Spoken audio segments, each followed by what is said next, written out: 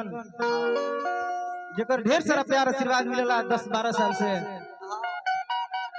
Music director Manoj Kumar ज्योतिष जी, परम आदरणीय बड़े भैया लाला जी, धर्मेंद्र भैया, ओझा बाबा,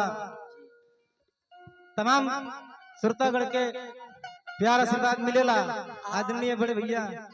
बहुत ही सुंदर गीतकार जेकरा लेखनी के जवाब नहीं थे। अभी आपके भाई के गाना एगो फिलहाल में भी बाज रहल बटे, तू जाने तो हर काम जाने। और बड़े भैया राघव संडिलिया जी, सब लोग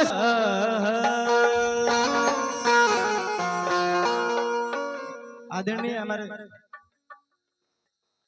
गार्जियन शुरू से ही प्यार आशीर्वाद जेकर मिलेला, दुर्गा शर्मा जी, वहां के भी चरण स्पष्ट बा। आई जा कार्यक्रम के तरफ चली जा।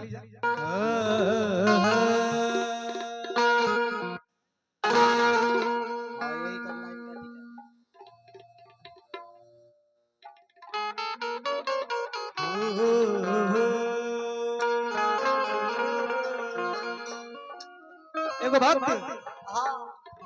माई के नेता पिठावता, बुलावता, कहता कैसे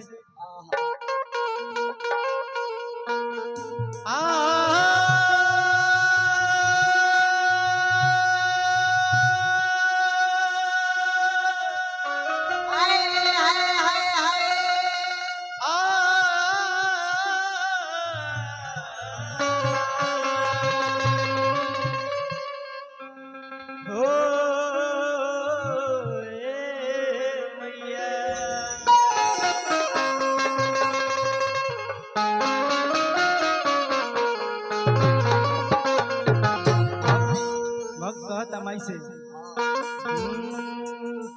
कि नौमी में पाठ करवावता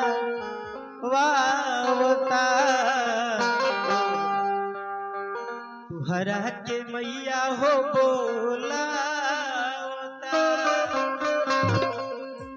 ये माई अइबू की ना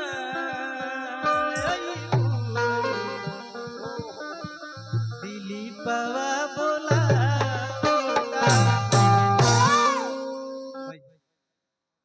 क्षमा चाहते नहीं कहीं काल से कार्यक्रम चल रहा बा, थोड़ा आवाज लगल बा, आप सब समझ सकते नहीं कि जे इतना मतलब लेके चल रहा बा। ओ भक्त कहता कि नौमी में पाठ करावता तोहरा के मैया हो बोलावता। माई हो नौमी में पाठ करावता तोहरा के मैया हो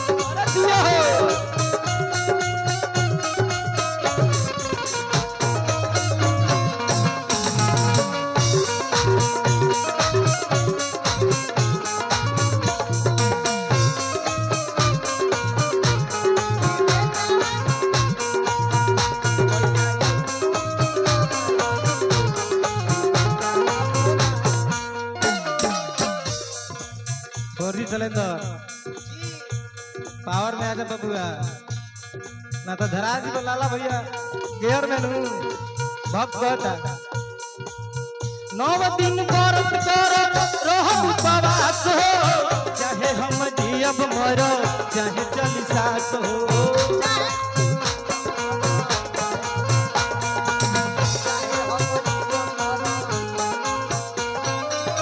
लाला भैया परमादरणीय हमनी के गाजीवन प्रेम दुबे बाबा, दैनिक भास्कर, वहाँ के विचरण स्पष्ट बा, प्यार के कामना बा, आशीर्वाद के कामना बा। और जितेंद्र चाचा हमारे पत्रकार महोदय, यहाँ से आशीर्वाद के चाहना बा। भक्त कहता ए माई हम तो और अगले से ने लगौले बनी कैसे कहता 9 दिन जियब सो चाहे हम जियब मर चाहे चली सांस हो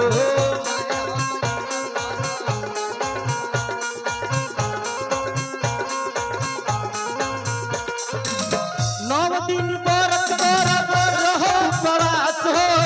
चाहे हम जियब मर चाहे चली सांस हो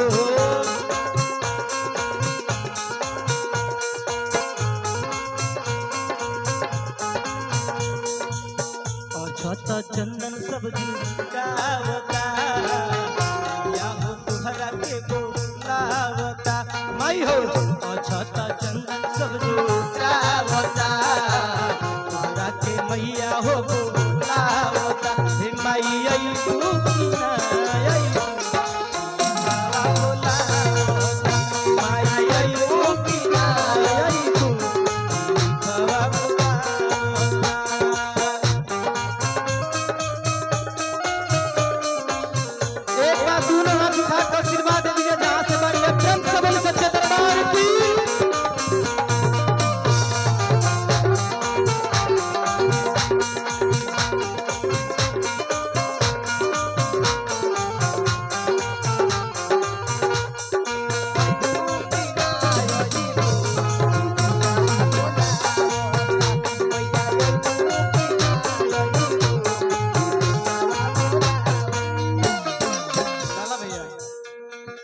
भक्त बात सुमन भैया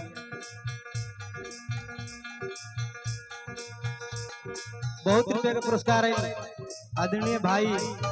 चिंटू कुमार गुप्ता जी खुशी जयमाल बैरी आप सब सटा खातिर संपर्क कर सकते हैं भाई से भक्त कहता 9 दिन पढ़नी कौन गुण सीखनी बानी हम नारी माई दुनिया न देखनी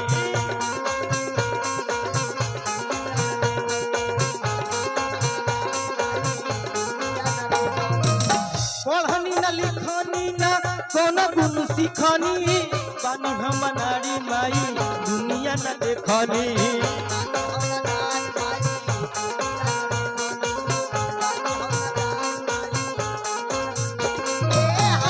आदरणीय गार्जियन के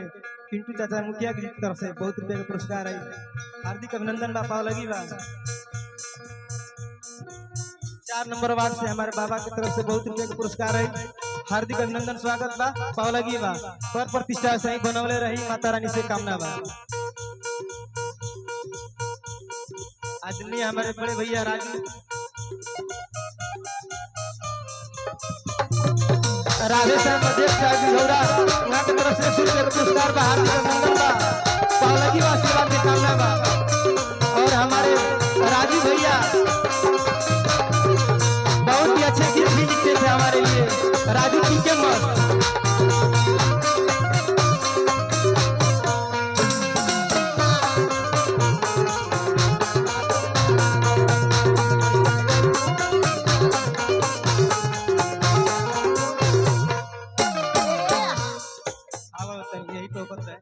भक्त कहता का कहता पढ़नी न लिखनी न कोनो सीखनी बानी हम नारी माई दुनिया न देखनी हो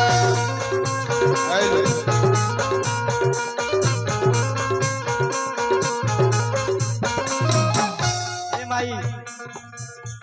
हमारा के पूरा गांव समाज हमार घर परिवार टोला पड़ोस सब ये कहेला है माई कैसे हमरा के पागल लोग बनावता कही के चिढ़ावता माई हमरा के पागल लोग बनावता कही के चिढ़ावता हे माई